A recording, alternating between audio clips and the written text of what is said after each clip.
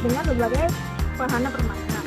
Taman botani ini memiliki beberapa wahana sehingga banyak pengunjung yang tertarik untuk datang ke wisata botani. Adapun wahana yang tersedia adalah rumah pohon, kolam renang, flying fox, permainan tradisional, spot foto, kuliner, serta ada flora dan fauna yang dapat dinikmati oleh pengunjung. Berawal dari latar belakang Bapak Haji Abdul Qahar Muzakir sebagai orang pertanian atau perkebunan yang berkeinginan untuk menciptakan tempat wisata yang alami sebagai alternatif pilihan tempat rekreasi bagi masyarakat di sekitarnya, yang diharapkan juga dapat membantu dalam menyediakan sarana belajar tentang alam, serta membantu pemerintah dalam rangka meningkatkan kesadaran masyarakat akan lingkungan tanaman dan binatang. Saat ini, pariwisata menjadi bagian yang tak terpisahkan dalam pembangunan, baik di negara lain maupun Indonesia. Di dalam praktiknya, dunia pariwisata di Indonesia tidak akan terlepas dari persoalan-persoalan sosial kemasyarakatan, di mana unsur manusia berperan penting di dalamnya.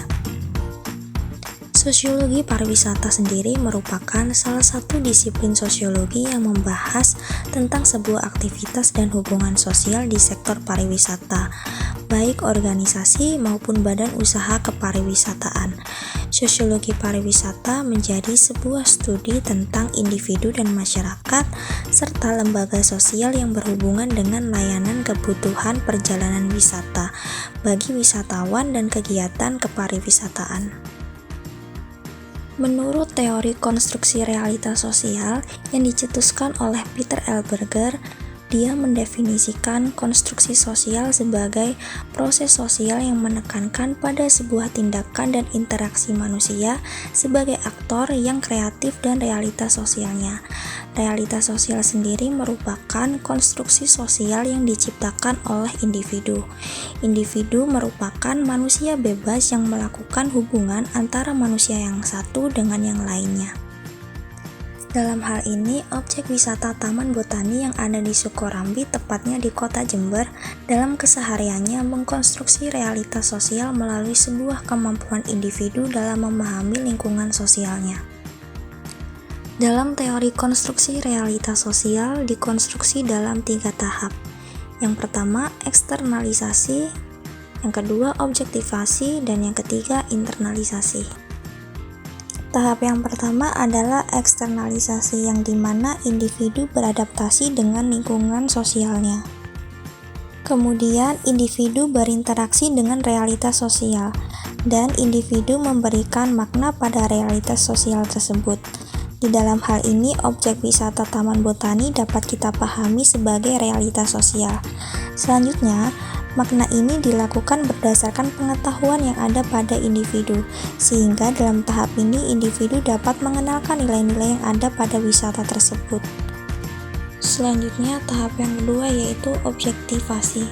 Objektivasi merupakan interaksi sosial dalam dunia intersubjektif atau antar individu yang dilembagakan atau mengalami institusionalisasi, yang dimana lama-kelamaan makna dari realitas sosial yang dibuat oleh individu dimaknai oleh antar individu.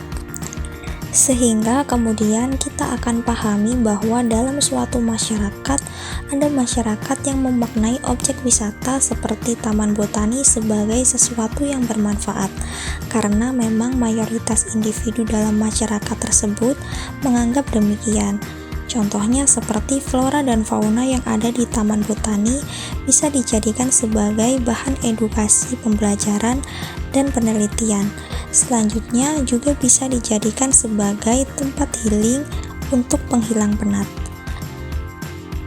Dan sebaliknya, ada masyarakat yang menganggap objek wisata tidak bermanfaat, karena mayoritas individu dalam masyarakat tersebut menganggap demikian.